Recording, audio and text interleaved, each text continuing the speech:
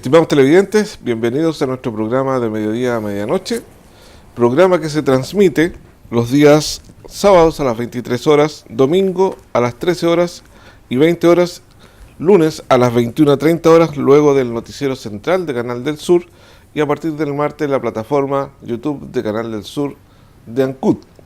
Desde el estudio 3 del Canal del Sur iniciaremos una interesante conversación junto a nuestros queridos amigos Carlos Cabello, Jorge Carrasco, y nuestro invitado de hoy es el profesor José Alberto Ulloa Cortés, profesor de Historia, Geografía y Educación Cívica de la Universidad Austral de Valdivia, con el cual conversaremos diferentes tópicos que dicen relación con Mayo. Estimado Carlos y Jorge, iniciemos el diálogo. Jorge, inicia el diálogo. Muchas gracias, querido amigo Boris.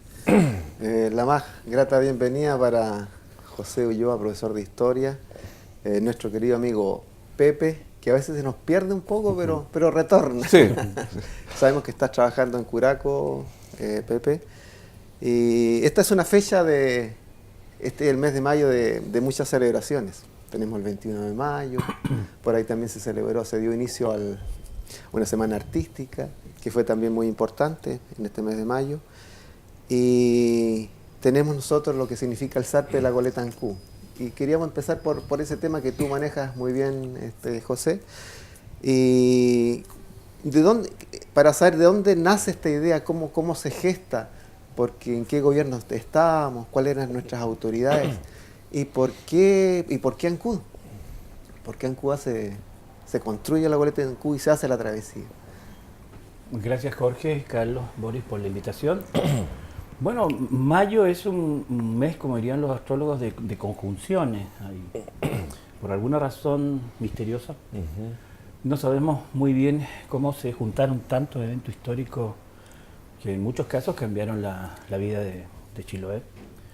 Y también no nos olvidemos que dentro de las conmemoraciones está el mes del patrimonio también. Claro, eso tiene mucho que ver con la historia de mayo de Ancud.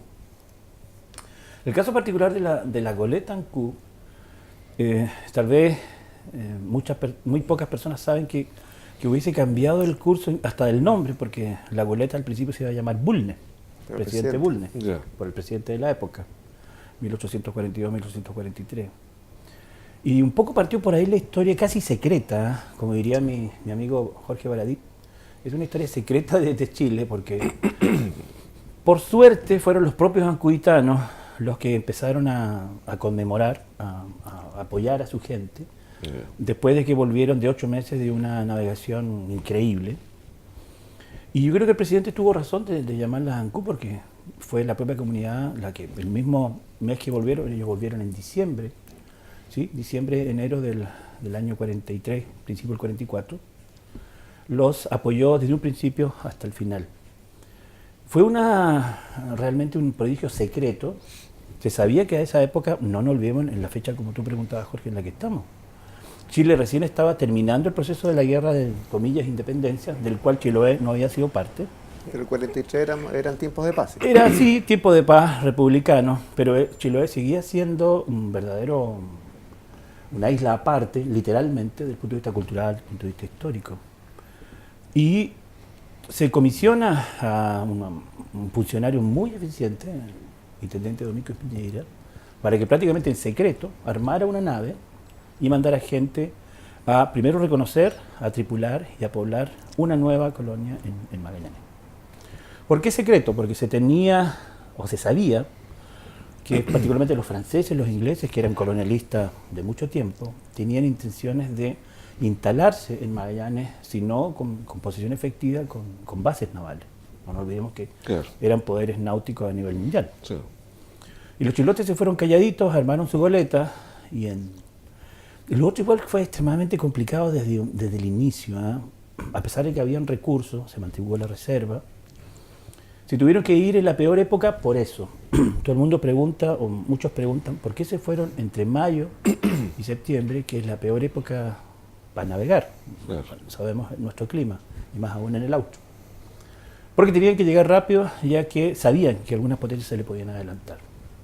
Lo armaron, se fueron, y salvo la naturaleza que otra vez le puso una traba gigantesca, cuando quisieron cruzar por primera vez el Golfo de Peña, La nave casi zozobra. Pero ahí se probó que era una nave muy bien construida, que la gente era muy templada, muy marinera, incluyendo 2 mujeres y un niño. Soportaron la embestida y en la primera intentona de cruzar el Golfo de Penas no pudieron. Volvieron a un puerto histórico que está al sur de Huayteca, que se llama Puerto Americano o Puerto Low, e hicieron una segunda expedición dentro de la primera, que es algo increíble. La nave sufrió mucho con esa embestida en el Golfo de Penas, y aparte de la tablazón del casco se le rompe una parte metálica que tenían en el timón, que se llama el macho del timón. Y el único repuesto que no llevaban para cambiar de la nave era esa pieza metálica. Se tuvieron que volver de Puerto Low 22 días a remo y a vela a buscar el repuesto Ancud. Desembarcaron en Dalcahue, Filippi y 5 marineros en una chalupa. A caballo vinieron a buscar la pieza, se devolvieron 11 días más. Y por eso la empresa se demoró 22 días, porque tuvieron que volverse literalmente a buscar el repuesto. Y ahí siguieron navegando hacia el sur. Y ya en una segunda intentona lo pudieron lograr. No nos olvidemos que en esa época, salvo los canoeros, los yámanas, los pueblos originarios que poblaban todavía ese territorio, eran los únicos que lo conocían.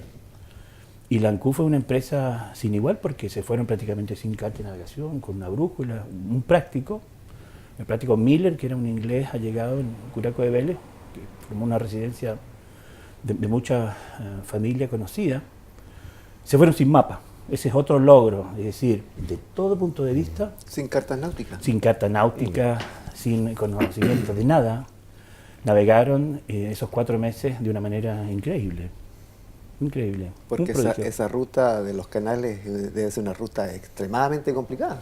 E incluso saliendo de Chiloé. Habían habido otras expediciones, sobre todo inglesas y francesas en la zona, para tratar de reconocer, pero los náuticos no pudieron. Mapas referenciales, nombres referenciales, y nadie realmente conocía la ruta, era una ruta secreta. Prácticamente después de la expedición de Magallanes y de Sarmiento de Gamboa, considerando estos 2 nautas de la historia de la humanidad, está la goleta Ancud con todo su nombre, porque reconocieron esa costa de ida y de regreso. Entonces por primera vez instauraron la ruta de navegación hacia Magallanes como la conocemos actualmente. De hecho, los barcos que hacen la ruta hoy entre Puerto Montt, Puerto Natales, es la misma ruta que hizo la ANCU el año 43. Así que no solamente comenzaron el proceso de colonización de Magallanes, sino que instauraron las rutas de navegación y la integración real con Magallanes. Y lo otro notable, como tú decías al principio, en tiempo de paz, sin disparar un tiro, sin matar a nadie, anexaron prácticamente 1,5 millones de kilómetros cuadrados a la República. Un hecho no igualado en la historia, yo te diría, de América del Sur y de Chile hasta la fecha. Pepe, quería hacerte la consulta sobre los que integraban esta goleta Ancud, porque por lo que tú nos vas relatando eran grandes marineros, muchos ancuditanos, pero hay un personaje que es muy importante para ti, me da la impresión, porque tú lo tienes en tus correos, que es el capitán William. Sí. William era un marinero de mucha experiencia, inglés, y él ya tenía familia aquí en Chile y se había vecindado en el proceso de la guerra. Muchos marineros ingleses vinieron a integrarse ni siquiera existía la Marina chilena. Yeah. Más bien era un proceso en el cual, y él sabía que el capitán William, incluso castellanizó su nombre, se hacía llamar, o le gustaba que lo llamen Guillermo, Juan Guillermo. De hecho, así firmaba sus cartas. Se vino a radicar a Chiloé por comisión específicamente del gobierno. El gobierno central sabía que los oficiales ingleses de marinería eran muy experimentados. Entonces, ¿a dónde iban a mandar a William? Al lugar, incluso no Valparaíso, no nos olvidemos que Valparaíso era un puerto de intercambio, a diferencia de Chiloé, que era un puerto de colonización. Eso es lo que quería Bulnes. Y de cierta manera, todavía no lo tenemos muy claro, pero es un interesante proceso de investigación. No nos olvidemos que O'Higgins estaba exiliado en el Perú. Y O'Higgins tenía una comunicación permanente por carta con el presidente Bulnes, que era o'higginista. No nos olvidemos que O'Higgins estaba desterrado por razones políticas, pero él siempre se carteaba con el presidente Bulnes respecto a la urgencia de tomar Magallanes, porque O'Higgins tenía un tema muy claro, sobre todo con la influencia que había dejado en la Constitución de Chile el mismo San Martín. Sabía que tenía que tomarse posesión efectiva del estrecho de Magallanes, porque Chile Desde el punto de vista territorial no existía. El límite sur de la República era Chiloé. Hacia el sur estaba en litigio incluso con Argentina. No nos olvidemos que el proceso final de límites con Argentina se firma en 1881, estamos hablando de 1843. Es decir, la constitución efectiva de Chile territorialmente todavía no se había, por así decirlo, establecido. Esa fue la importancia real de la goleta Ancud, de su expedición, y particularmente de sumar la experticia del capitán William, más la experticia genética de los chilotes y chilotas, por ser los mejores adaptados a la vida, digamos, de forma marina o incluso anfibia, hizo que el gobierno mandara a William y al final se llevara a cabo con éxito la expedición. ¿Y qué hay del posterior, el fuerte Bulnes? ¿Qué pasó ahí? Es otra historia aparte, pero muy ligada a la expedición. Se suma al valor de la expedición en sí, que ellos tenían que hacer la navegación, tomar posesión, que lo hicieron, redactaron el acta de toma de posesión de Magallanes el 21 de septiembre del mismo año, y como tú dices, Carlos, fundaron el primer asentamiento. Y recuerden que dijimos al principio que el Ancud se iba a llamar Bulnes. El presidente desistió del honor que se le había dado. ¿Y qué hicieron los chilotes cuando construyeron el primer asentamiento fortificado? Le devolvieron la mano al presidente. El fuerte se llamó Bulnes. Esa es la razón por la cual tiene ese nombre. Porque había que tomar posesión efectiva. Una cosa es llegar, hacer la carta como la hicieron de toma de posesión, la otra cosa era poblar el primer asentamiento. Lo que no pudo hacer Sarmiento de Gamboa en 200 años antes, lo hicieron los chilotes en condiciones muy precarias. El fuerte Bulnes tuvo una historia muy triste, por eso que digo que hay que separar Pepe, la expedición con perdona, el fuerte. Perdona que te interrumpa antes de que siga con la historia. Es cierto que cuando llegó esta expedición a Punta Arenas de ahora y toma tierra, al día siguiente llega una expedición francesa al mismo lugar. Sí, es correcto. Llegó una fragata de guerra, la Phaeton, al día siguiente, a las 24 horas, de haber tomado posesión, el 22 de septiembre. Pero se levantó un mito respecto a que le ganamos a los franceses por 24 horas. No es así. ¿Por qué no es así? Porque tuvimos la posibilidad de estudiar los documentos de las naves francesas, y particularmente de la Phaeton.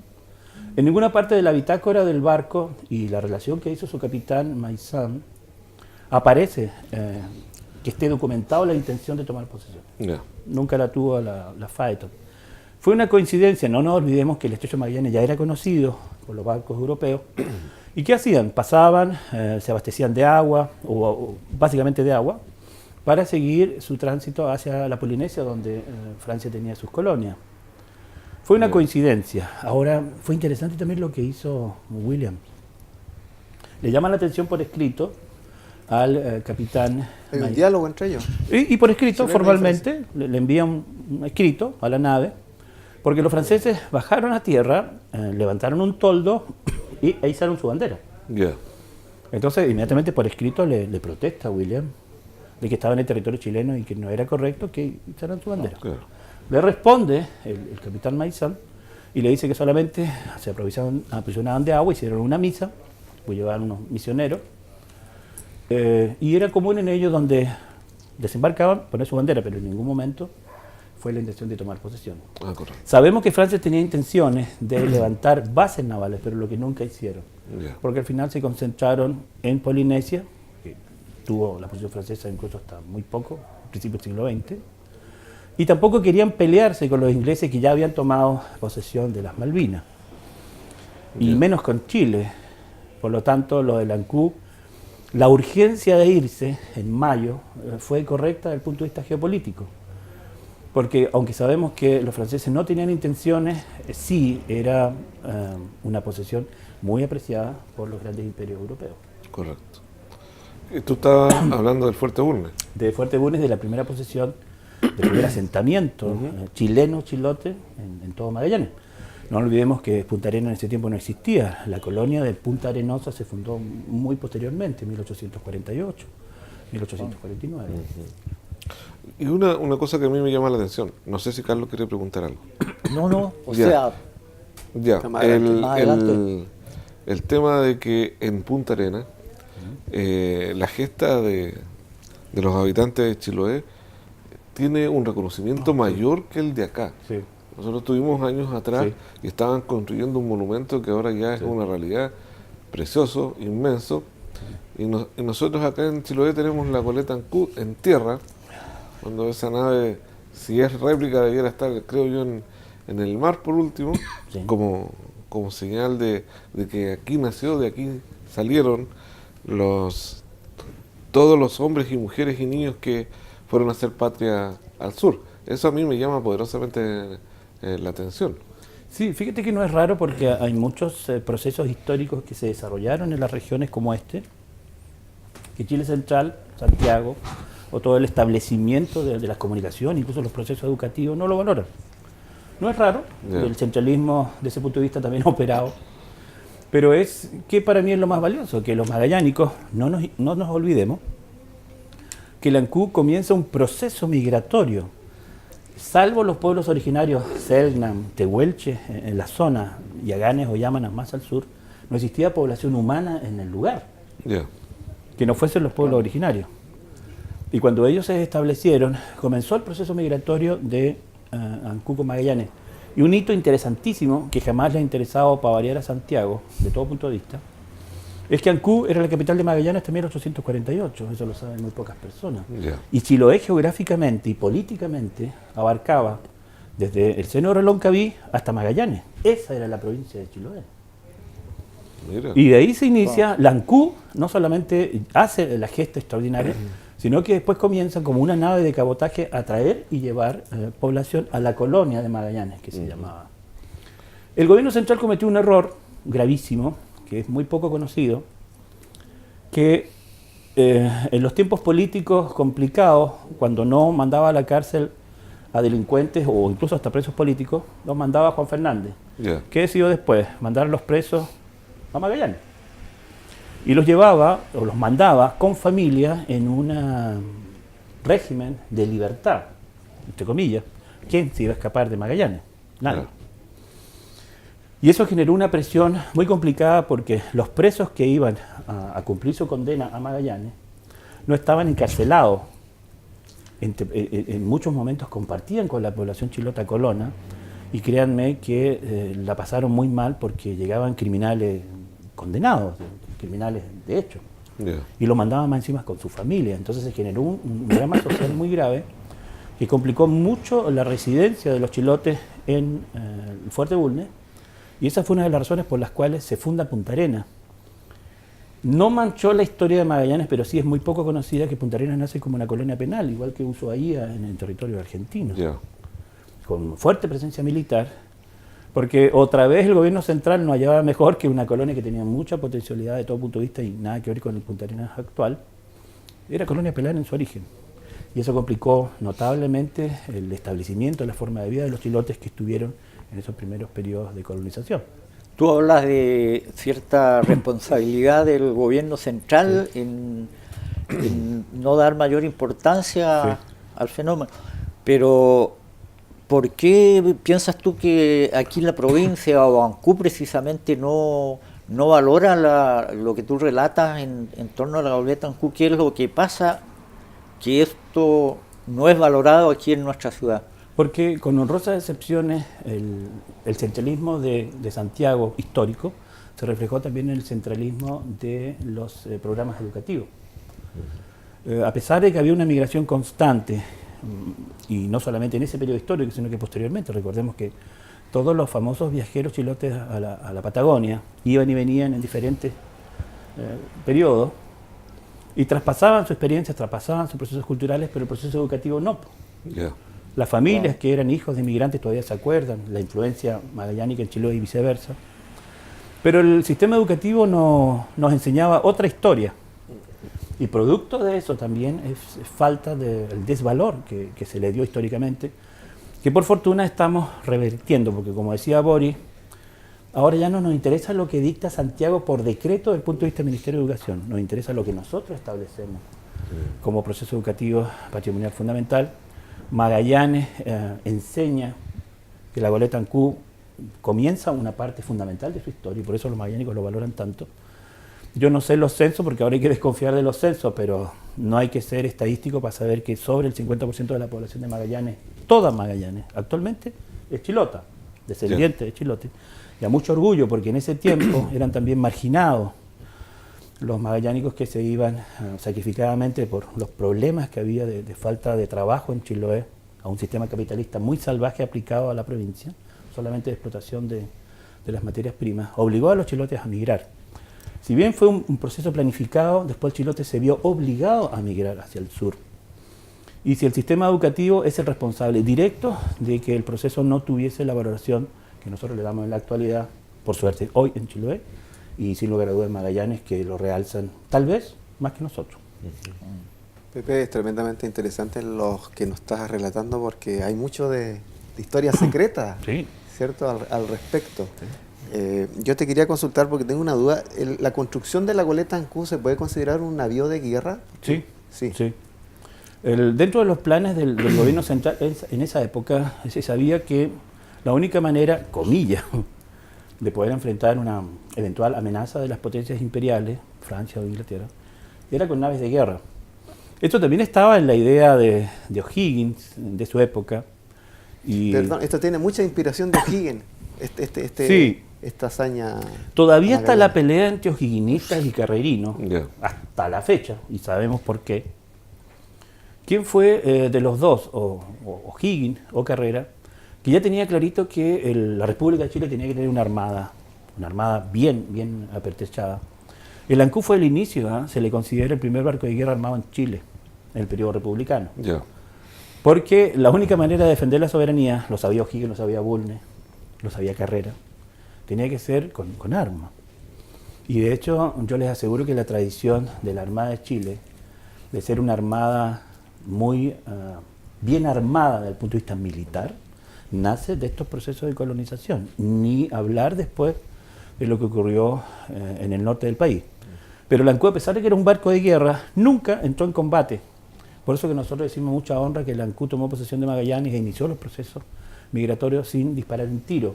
El genocidio de los pueblos originarios es posterior. Correcto. Y hasta la fecha sabemos que los chilotes no tuvieron ninguna influencia en la extinción de los pueblos originarios de Magallanes. Hasta la fecha lo sabemos y eso también es orgullo para el pueblo chilote saber que ellos no tuvieron nada que ver con el exterminio de esos pueblos originarios. ¿Y quién tuvo que ver?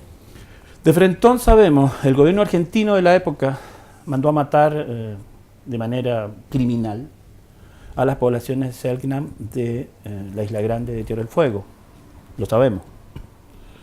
Un grupo de empresarios oscuros que después colonizaron Magallanes cuando comenzó el auge de la explotación ovina y de la lana, de manera también encubierta contrataban a sicarios para exterminar, envenenar masivamente a las poblaciones originarias, sobre todo en Tierra del Fuego, Ya. que fue la tierra de colonización. No sabemos, como les decía, que haya chilotes que hubiesen estado involucrados en este genocidio, mejor dicho, etnocidio. Ya. Pero sí sabemos que el gobierno argentino y el ejército argentino estuvo involucrado directamente. Y algunos empresarios estancieros en Magallanes. Ya. Estimado, la historia que nos has relatado tú es interesantísima. El director me dice que estamos cerrando el primer bloque. Voy a dejar comprometido a José porque tenemos 3 partes de esta historia que no logramos tocar ahora, ¿ya? Y que sería interesante que nuestros televidentes la conocieran. Así que te voy a dejar la palabra para que te despidas de nuestros televidentes para cerrar nuestro primer bloque. Muchas gracias por la invitación y bueno, Canal del Sur es mi casa y como decía Carlos, ¿por qué no antes se inició el proceso?